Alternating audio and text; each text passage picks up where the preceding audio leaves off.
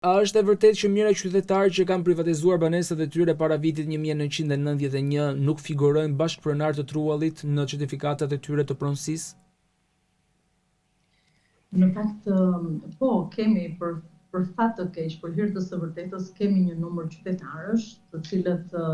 ku në disa objekte nuk rezultojnë njëkohësisht dhe pronar të Truallit, ndonse e kanë poseduar apo kanë qenë pronar dhe janë sigurisht dhe me dokumentacion pronar të objektit apo të apartamentit të tyre. Është një numër të cilët këto banesa, këto ndërtesa janë pra qytetarët janë bërë pronar në një farë me një hapësirë ligjore të caktuar pas vitit 91, por ka rezultuar kohët e fundit, sidomos rasti konkret është rasti në kombinat, ku ka rezultuar që aty një pallat i tërë nuk, ndërkohë që ata jetonin ndër vite dhe kishin dokument pronësie për apartamentet e tyre, nuk rezultonin pronar të Truallit. Problematika në fakt të pronave janë halli çdo qytetari shqiptar, jo vetëm ky rast, por përgjithsisht rastet e pronës janë një statistik ka thënë që 8 në 10 qytetarë ose familje shqiptare, mos ka një problem pronësie, por atë që ne konstatojmë në përditshmërinë tonë edhe të profesionit tonë, unë do ta thosha me plot bindje që çdo familje shqiptare ka një problem pronësie. E fort kjo që sapo thatë, po si ka mundësi që në procesin e privatizimit pas rënies së komunizmit nuk është bërë kalimi i pronësisë së përbashkët të Truallit? Çfarë nuk ka funksionuar? Duhet kemi parasysh që nuk i referohemi ligjit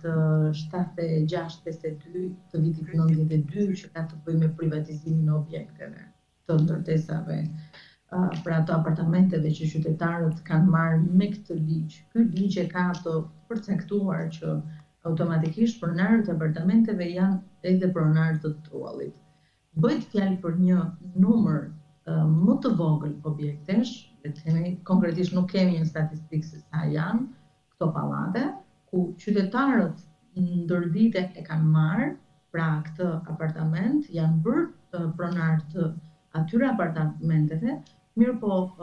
ndër vite, edhe pse kemi pas vendime qeverie, i pari ka qenë në 95-ën, më pas kemi pas vendimin e qeverisë në 2012-ën, ku ka parashikuar që këto qytetarë të kishin mundësi të bëheshin dhe pronar të Truallit, mirë po nuk e kanë ditur më fakt, nuk kanë qenë fare në dieni të një problematike të tillë. Dhe VKM e fundit ka qenë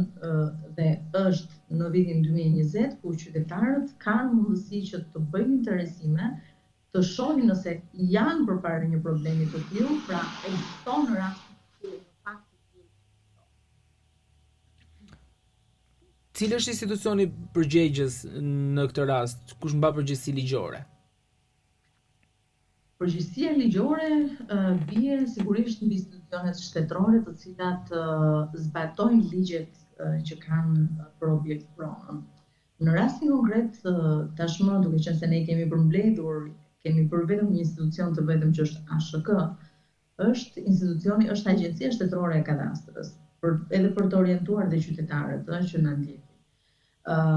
Ky institucion është përgjegjës, por ndër vite, në fakt, kjo do të ishte një përgjigje për pyetjen e parë, ndër vite nuk ka funksionuar sepse pra institucionet shtetërore kanë pasur një vakum ligjor. Ndër vite janë përbërë nga punonjës të administratës shtetërore, të cilët nuk kanë pasur njohuri të posaçme për të bërë të mundur zbatimin e këtyre vendimeve të qeverisë që janë miratuar dhe për t'i dhënë zgjidhje problemit. Dhe problemi ka mbetur, është krijuar dhe është trashëguar deri në ditët e sotme. Pra, institucioni përgjegjës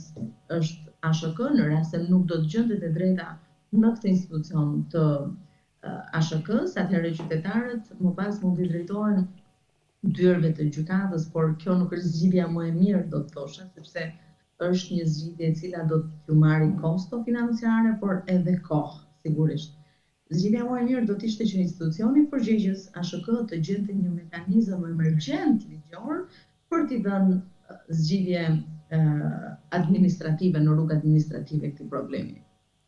Avokata, ka një bazë ligjore që përjashton Truallin nga privatizimi apo kemi të bëjmë me një neglizhencë institucionale, siç e thamë? Jo, nuk është e bazuar në ligj. Absolutisht, nuk ka pasur, asnjëherë nuk ka pasur një bazë ligjore të tillë. Ka ndodhur për shkak të neglizhencës, ka ndodhur për shkak të përbërjes së administratave me individ të paaftë, ka ndodhur për shkak të ligjeve në kontradikt me njëra tjetrën, që kanë qenë në përplasje, pra që një VKM apo një ligj i mëvonshëm që është miratuar ka bërë të paqartë ose ka ardhur në përplasje me një ligj të mëparshëm. Bëhet fjalë për ligje të gabuara, të paqarta, dhe për njerëz të cilët nuk kanë ditë t'i zbatojnë në kohën që duhet të viheshin në lëvizje, dhe disa qytetarë ose mund të jenë paraqitur në zyrat e shtetit për të bërë një interesim të tillë, por nuk është bërë, le të themi, puna në mënyrën e duhur në institucionet përkatëse shtetërore, në mënyrë që t'i jepi dhe orientimi i duhur qytetarit, por edhe t'i jepi zgjidhja patjetër, duke qenë se kemi pasur vendime qeverie në fuqi. Ju thatë që qytetarët i drejtohen gjykatës nëse kanë problematika të ngjashme dhe nuk gjejnë zgjidhje, por në një kohë që ne shohim që ka shumë afate sa i takon gjykimit, edhe ndoshta puna nuk pret, është shumë imediate për të pasur një ndërhyrje, çfarë duhet bëjë një qytetar?